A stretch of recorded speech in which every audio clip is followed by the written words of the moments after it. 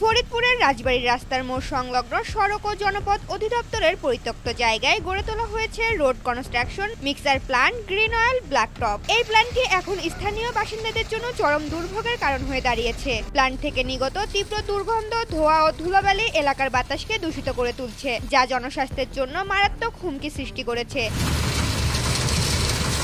স্থানীয় বাসিন্দারা জানান, মিক্সার প্ল্যান্ট চালু হওয়ার পর থেকে এলাকায় উচ্চমাত্রায় শব্দ দূষণ হচ্ছে। এই অসহনীয় শব্দ দূষণ তাদের মাথা ব্যথা ও যন্ত্রণা সৃষ্টি করছে।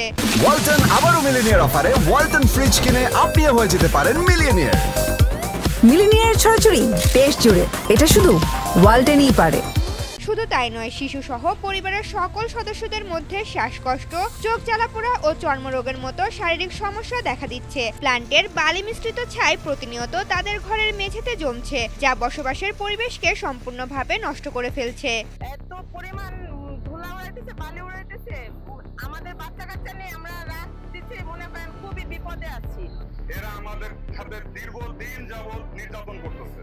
মানে যে কোনো সময় যেভাবে প্ল্যান বসায় এমন ধোঁয়ার সৃষ্টি করে, এমন ময়লার সৃষ্টি করে যে বাড়িতে টিকার কোনো অপশন নাই।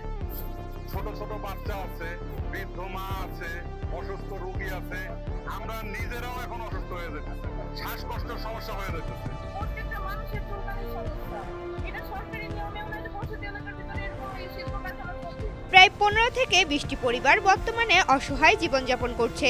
এই অসহায় পরিস্থিতি থেকে মুক্তির জন্য স্থানীয়রা গত 11 মে 2025 তারিখে ফরিদপুর জেলা প্রশাসকের কাছে লিখিত অভিযোগ দায়ের করে। একই সাথে ফরিদপুর সড়ক ও জনপথ বিভাগের নির্বাহী প্রকৌশলীর কাছেও প্রতিকার চেয়ে আবেদন করা হয়েছিল। তবে দুঃখের বিষয়, প্রশাসনের পক্ষ থেকে এখন পর্যন্ত কোনো কার্যকর পদক্ষেপ নেওয়া হয়নি। জনকণ্ঠের অনুসন্ধানে সরজমিনে এই অভিযোগের সত্যতা পাওয়া গেছে।